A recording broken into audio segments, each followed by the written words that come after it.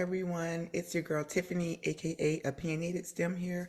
Welcome to the Good, the Bad, and the Absurd podcast. How are you doing? How was your week? This is one week where I wish I was a celebrity gossip podcaster because the celebrity gossip has been hot and piping this week. Okay, but I will leave that to the celebrities and those podcasters to get that information out to you because you know what we talk about here. We are all about clinical research, and if you haven't seen this shirt before. Shout out to Clinical Research Fast Track who sent me this, I think, for Christmas.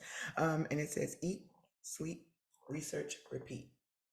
Okay, and that is what we do here on this podcast. Okay, so today's episode is actually a serious episode. It has to do with maternal health, but I had to bring some fun into it. So before we get into that, let's talk about why we're talking about this today. Well, one, this new study and the results actually just came out yesterday on November 16th, for those of you who are watching it today on Friday. But I recently had a friend, her husband, her family come visit, and they have a little baby who's going to be 1 year old next month.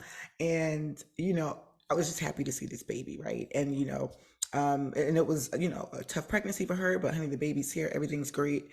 And so this study came out about maternal health, and I was like, it's a sign. I believe in signs and all of those things. And so I think it was a sign that I saw this article come out about maternal health and the importance of it and what we put into our bodies for those of us carrying um, newborns. But what made me think about that too is for those of you who are up on the lingo, do you know what this season is?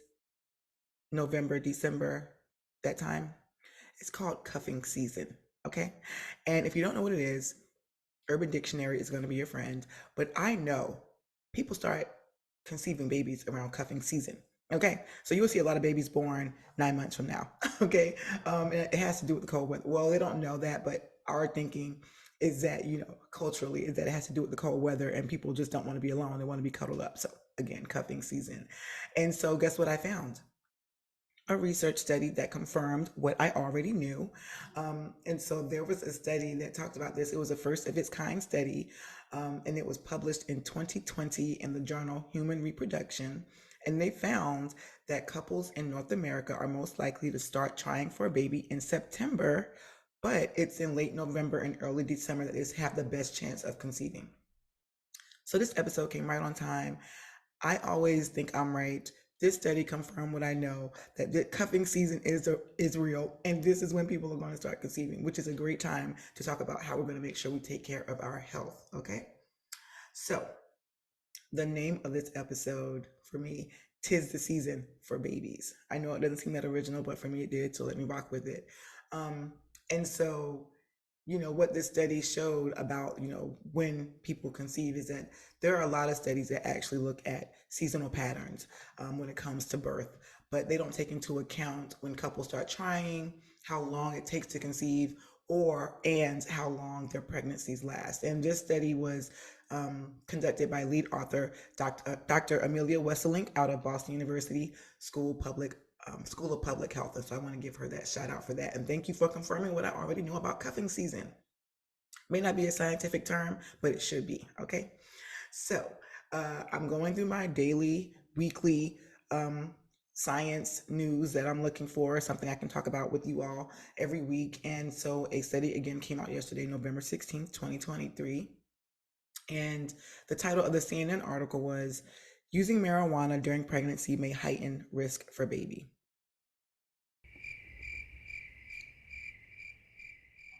And I said, "Oh, that's a new study."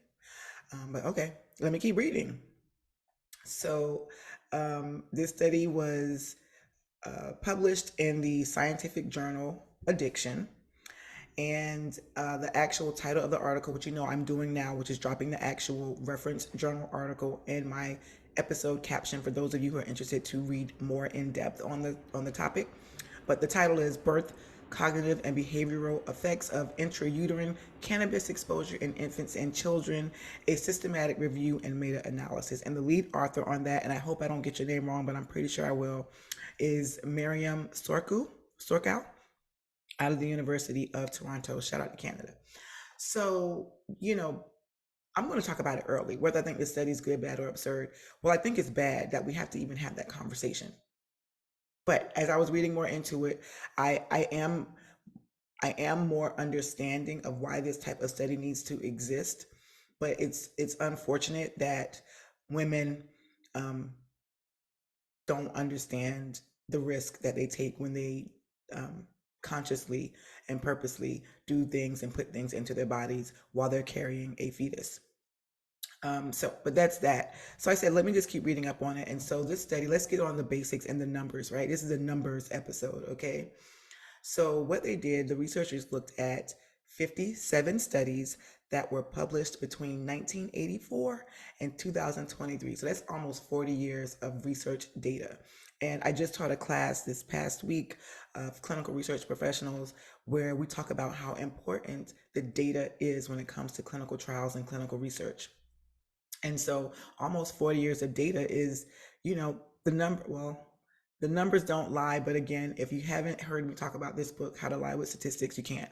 But uh, the data is what it is, right? When you are honest about the data that you're finding and when you analyze it in an honest and accurate way, it doesn't lie. Right? It's what it is.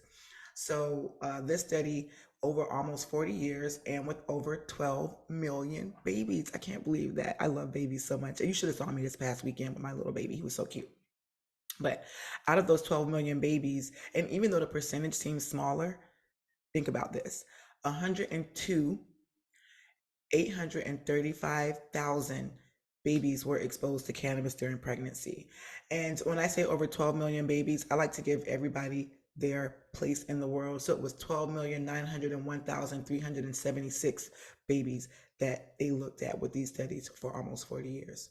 And even though it doesn't seem like, well, that percentage seems pretty small compared to, almost 13 million babies, but 102,000 anything is a lot, right? And so for babies to be exposed to cannabis is a serious issue. And so I see why that study and these findings are so important and why I'm here to share it with you, right?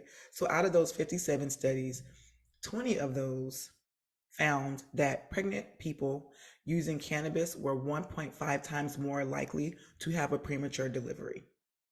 And I just read another article on CNN where they were saying that the US has a D plus. I don't even know where you put the plus on that. A D plus when it comes to births, preterm births in the US. So that goes to just show you that we are not where we need to be when it comes to our maternal and reproductive health.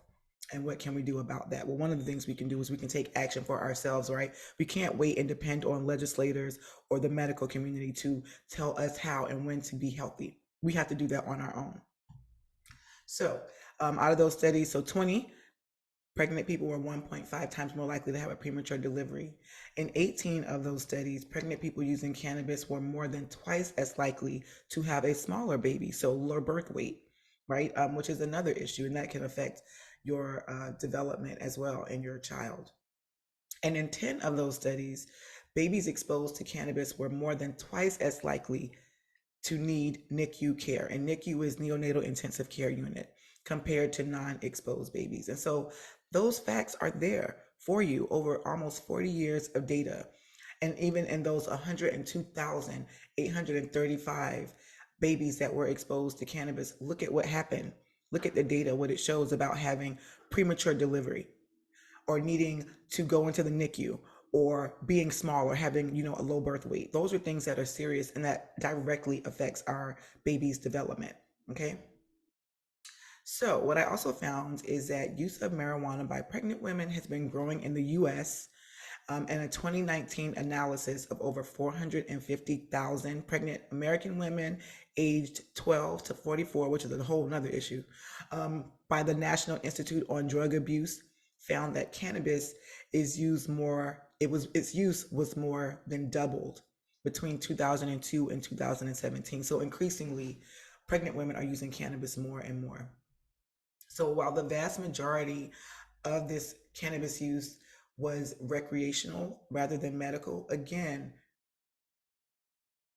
why are you doing it, right? And so I had to look into that. Like, why are women using recreational marijuana use at all? Why are you using it if you're pregnant?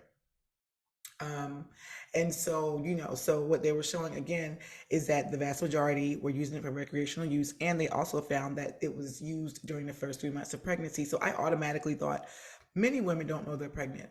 until maybe 6 to 8 weeks anyways. That's already 2 months that maybe they didn't know they were pregnant. So they may have been, using alcohol and recreational drugs, right? So that's part of why I thought maybe that's why it's in the first 3 months of their pregnancy. Or some people purposely use marijuana. I'll get to that a little bit later. But here's the thing about the first trimester of your pregnancy, right? Um, it is one of the most sensitive times for the developing brain of a fetus. And it's when it's most susceptible to damage. And so THC, which is a compound that gets you high, right? Um, it can enter the fetal brain, okay, from the bloodstream of the mother. And once it's there, it can affect the baby's developing brain. And so think about that. If you're planning, especially if you're planning for a pregnancy, you already know the steps to take. If you have an unplanned pregnancy, I implore I implore you to understand your menstrual cycle so that you know if you do miss it or it's late, maybe a week late or 2 weeks late, that you start taking measures then and don't wait 2 months, 3 months, and then figure out and know you've been partying or whatever you've been doing for that time. Um, any woman using marijuana who discovers she is pregnant should immediately discuss the issue with her doctor. This is what experts say. So it goes as far as that the American College of Obstetricians and Gynecologists has this warning on their actual national website. Quote, because of concerns regarding impaired neurodevelopment as well as maternal and fetal exposure to the adverse effects of smoking, women who are pregnant or contemplating pregnancy should be encouraged to discontinue marijuana use. And what that word is, should be encouraged, implies to me that they're speaking to the medical community and not us, the people who are pregnant, right? Or can be pregnant. I am not pregnant. Don't go there. And I'll get into that as too about what the pitfalls are, about why there's this disconnect at all about smoking anything while you're pregnant. There's that too. So I'm seeing me get all upset right now. Okay. So here's the other thing too. And this is something that we all need to do, not just women, not just men, however you identify. You need to be honest with your doctor. Okay. So what this study found as well is that one study found that, and they were of women who were 24 years of age and younger. What happened is they were not honest about their drug use. So they ask you in a survey, you go to the doctor, they ask you how many times do you drink a week, or how many times do you smoke a week, or do you smoke, do you use recreational drugs? And you check off no, because you're not looking for that. If you're just coming, I'm doing a PCP visit, my primary care physician, maybe I need to get a physical so I can be a volunteer lifeguard or whatever, right? You don't need to know about all that. So you'll lie and you'll say, no, of course I don't. Well, this study found that women were twice as likely to lie about it, but when they screened for it, they tested positive for marijuana. That's the other thing. If they're going to test you, they're going to find out. But I don't know what the study was. I didn't look into it, so maybe they didn't know they were going to be tested after they completed their research. So it's a couple of things here, right, about this research study and why, again, I think it's bad that we have to have the conversation and what the results are showing. Bad. Good in that it's starting a conversation. Absurd in that women who get pregnant do not understand that what they put into their bodies directly affects their fetus, their newborn, and their child once it comes to term. And so here's a problem, right? And there are a few factors about what the issues are. Let's talk about it. The legalization of cannabis is easy to get in most states, right? So you can pick it up like you pick up anything, which is a good thing because we want to decriminalize cannabis use, right, as well as legalize it. And so I'm on board with that. But again, we have to be responsible adults. Just because something's legal doesn't mean you need to put it in your body because you're pregnant. So don't give me that. I'm not even going there. There's a decreasing stigma around its use. So, I mean, I don't know if I saw a pregnant woman smoking anything that I'm not going to give her a look, because I will. But even if your doctor prescribed it, I don't care, because some things, again, 40 years of data. 40 years of data. So if you even go back further, women used to smoke cigarettes when they were pregnant because there was no data out there to show you that it was harmful. But is it going to take another 40 years for us to realize that? And then those babies would be 40 something years old, 60 years old. Come on. See, it's getting absurd now, right? This is the one thing that I do find, and that, is something that I think needs to be discussed. There's this perception that because cannabis is natural, that it's okay. And when you put it in context, Yes, but you have to put it in the right context, right? And that's the thing. Again, I said it last week about clinical trials and clinical research. It is generalizable knowledge. So there is a pregnant woman out there in the world. I actually read an article on her. So she, at least one who did use marijuana during her pregnancy. And we'll talk about that a little bit later, but what some of the reasons are why they use it. And her baby's fine now, and it may be fine forever. It may be one of the smartest babies on earth. So there'll always be outliers, but generalizable knowledge is showing us this is what the data shows. So do you want to be an outlier and risk you and your baby? I mean, I don't understand that. But again, now, here's the one thing that I do believe. So, remember when I told you on the American College of Obstetricians and Gynecologists how they put on their website women should be encouraged, implying that they're not talking to the public or patients, they're talking to healthcare providers. Well, here's the problem with that there is a huge mistrust and lack of communication between healthcare providers and patients. So if you're depending on the medical community to tell women they shouldn't be smoking during their pregnancy, which anybody could tell you that, if we don't trust you as a physician, and we've talked about, well, we haven't talked about, but it's been in the news and in the conversation about maternal health and the disparities in some communities about maternal health and increased mortality of pregnant women, and it's because of this lack of respect, biases, cultural incompetency of some medical professionals when it comes to dealing with their patients. And so, if you have a mistrust, and there's a woman that says, you know what, well, I'm reading all of this literature on the internet that tells me cannabis is natural, I'm pretty sure you can find some alternative medical literature out there that says it's totally healthy, right? And so, if you're reading those things and you don't trust your doctor, like who are you going to believe, right? And so that gap in miscommunication and lack of trust, I know 1,000% contributes to why women use cannabis during their pregnancy. So then I was like, okay, so those are some of the problems, but why are women using it? So here's the thing, right? Women may get morning sickness and they find that it helps with their morning sickness. And I've never been pregnant, never had morning sickness, so I don't know what that's like. I can only imagine it's horrible. Um, my sister used to have it, it was horrible for her anyway. Some pregnant women report that it eases their body aches. And these are things that I totally understand because having a child is a huge physiological change in the female body, and so I understand. I understand that. Others say that it helps to cope with, their mental health, such as anxiety, depression, and post-traumatic stress disorder. And so, just because I get that, but it doesn't make it right? Because again, and any mother will tell you this, once you have a baby, it's not about you anymore. But we know that, right? Of course, we have to take care of our maternal health because if we're not healthy, our baby won't be healthy. But in order for you to get healthy, if it may be detrimental to your baby, then you have to come up with something else. Okay.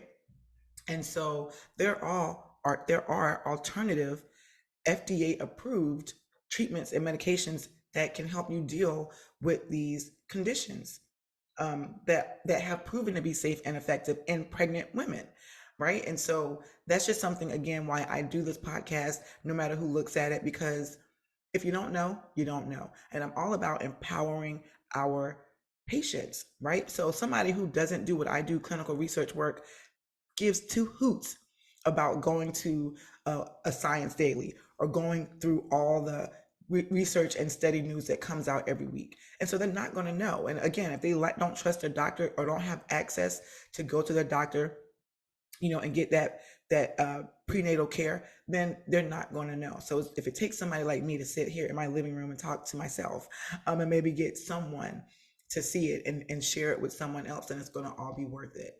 And so there is medications out there that have proven to be safe and effective in pregnant women that you can use rather than going with something that's quote unquote natural, but you don't know how that, but we just told you, the data just showed you, right? Science has shown, you know, that it can go into the fetal brain through a mother's bloodstream. And there's actually preclinical data in mice where it shows that they can be affected within 5 to 6 weeks of gestation, right? And so that's a month. That's like 4 weeks, right? And so if you're doing this prolonged use, just imagine how that could affect your baby. And again, what side of the risk do you want to be on? That's a decision I think you have to make, but understand that your decisions that you make until your child can make it for themselves is on you. Okay. Um, and so that's pretty much where I am with that.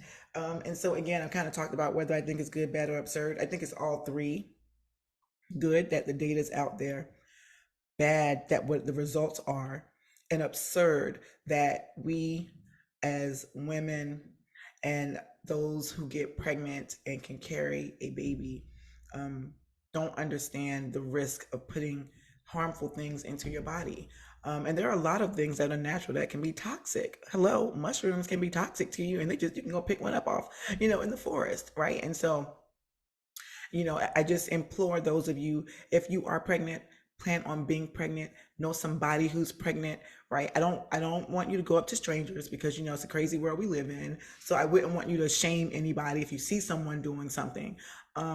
But I'm someone who strikes up a conversation, and I can do that very easily. I'm approachable, so I don't mind doing that, but I don't think I would need to. Um, but yeah, I mean, I just think it's something that I just think we have to get better about our health all around, not even just maternal health, but that's what this episode is about. And so I'm included in that. I need to be better about my health too. Um, but what do you think? So let me know what you think about this.